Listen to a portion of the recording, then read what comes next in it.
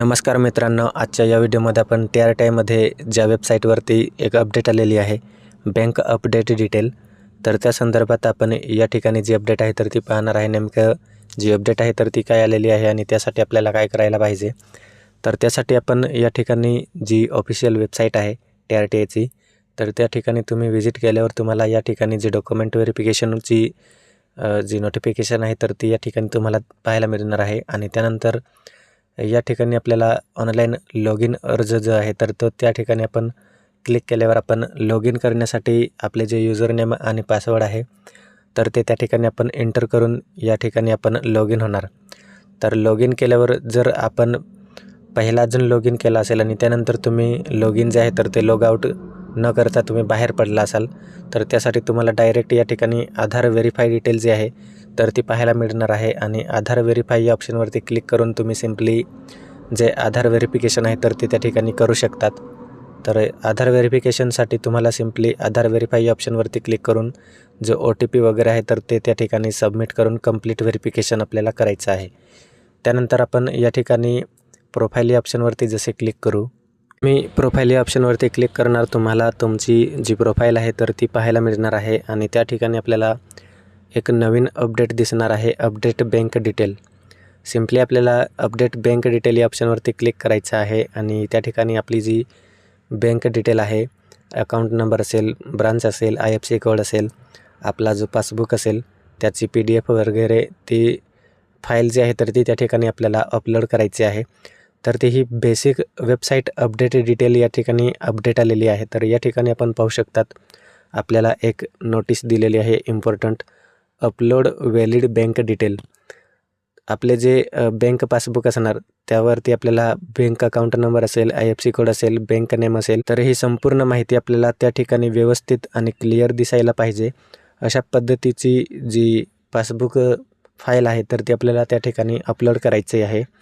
त्यानंतर आपल्याला वॉर्निंग दिलेली आहे, if bank detail of another individual or entity are uploaded strict action will be taken in accordance with our policies. आपल्या अकाउंटने म्हणजे जी प्रोफाईल आहे आणि आपलं जे सिलेक्शन आहे तर ते त्या ठिकाणी झालेलं आहे आणि आपण एखाद्या दुसऱ्याचं बँक अकाउंट या ठिकाणी सबमिट करणार आहे डिटेल, तर ते त्या ठिकाणी डायरेक्टली रिजेक्ट होणार आहे. त्यामुळे आपल्या स्वतःचं जे पासबुक आहे तर त्याची बँक अकाउंट डिटेल आणि जी फाईल आहे म्हणजेच पासबुक फोटो आहे तर तो त्या ठिकाणी आपल्याला अपलोड करायचा आहे. आणि ही जी संपूर्ण माहिती आहे तर ती फक्त एकदाच वन टाईम अपडेट ओनली आहे. म्हणजे आपण एकदाच त्या ठिकाणी जे मॉडिफाईड वगैरे आहे तर ते आपण त्या ठिकाणी करू शकणार आहे. जसे की आपण जे पासबुक असेल किंवा बँक डिटेल असेल तर ती फक्त एकदाच त्या ठिकाणी आपण एंटर करू शकतो आणि व्हेरीफाय करू शकतो. त्यानंतर एकदा सबमिट केलेली जी माहिती आहे तर ती आपण त्या ठिकाणी एडिट करू शकणार नाही. त्यामुळे आपल्याला ज्या बँक अकाउंटचं जी माहिती आहे तर ती आपल्याला भरायची आहे तर तीच त्या ठिकाणी इन्फॉर्मेशन आपल्याला सबमिट करायची आहे. एखाद्या दुसऱ्याची जी माहिती आहे किंवा बँक अकाउंट नंबर आहे तर ते आपल्याला त्या ठिकाणी एंटर करायचं नाही. त्यानंतर आपल्याला या ठिकाणी सांगितलेलं आहे मॅन्डेटरी डॉक्युमेंट अपलोड. तर या ठिकाणी आपल्याला जी बँक पासबुक आहे किंवा बँक स्टेटमेंट आहे आणि त्यावरती क्लिअरली आपले नाव, अकाउंट नंबर आणि IFSC कोड दिसणार आहे. तर अशा प्रकारचा जो पासबुक आहे तर त्याचीच इन्फॉर्मेशन आपल्याला त्या ठिकाणी सबमिट करायचं आहे किंवा अपलोड करायचं आहे. त्यानंतर आपल्याला एक वॉर्निंग दिलेली आहे, डॉक्युमेंट जर ब्लर असेल तर त्या ठिकाणी आपला जो बँक अकाउंट पासबुक असेल तर ते रिजेक्ट करण्यात येईल किंवा आपला जो ॲप्लिकेशन आहे तर तोच त्या ठिकाणी डायरेक्ट रिजेक्ट करण्यात येणार आहे. तर अशा प्रकारची जी इन्फॉर्मेशन आहे तर ती देण्यात आलेली आहे आपल्याला. आणि त्यानंतर या ठिकाणी आपण पाहू शकतो अकाउंट होल्डर नेम आहे. पहिल्या बॉक्समध्ये आपल्याला आपले नाव एंटर करायचे आहे. त्यानंतर बँक अकाउंट नंबर दिलेला आहे तर या ठिकाणी सेकंड बॉक्समध्ये आपल्याला आपला बँक अकाउंट नंबर एंटर करायचा आहे. त्यानंतर थर्ड ऑप्शन दिलेला आहे आपल्याला कन्फर्म बँक अकाउंट नंबर. तर या ठिकाणी आपण जो बँक अकाउंट एंटर करणार आहे तर तोच त्या ठिकाणी आपल्याला कन्फर्म करायचा आहे, एंटर करायचा आहे. त्यानंतर आपल्या पासबुकवरती एक IFSC कोड असतो तर तो IFSC कोड आपल्याला त्या ठिकाणी सर्च करायचा आहे आणि तो या ठिकाणी आपल्याला एंटर करायचा आहे.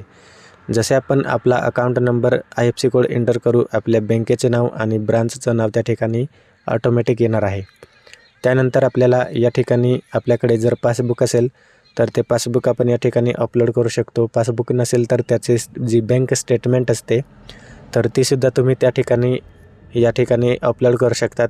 सिम्पली अपडेट जो बटन आहे तर त्यावरती आपण क्लिक करून आपली जी संपूर्ण माहिती आहे तर ती या ठिकाणी आपण अपडेट करू शकतो. तर या ठिकाणी जी अपडेट बँक डिटेलची अपडेट आलेली आहे तर लवकरच आपला जो रिझल्ट वगैरे आहे पोलीस भरती TRTIचा तर तो सुद्धा या ठिकाणी लागण्याची शक्यता आहे आणि त्यामुळेच जी वेबसाईट आहे तर ती त्या ठिकाणी अपडेट करण्यात आलेली आहे. तर आय होप आपल्याला जो व्हिडिओ आहे तर तो आवडला असेल. थँक्यू.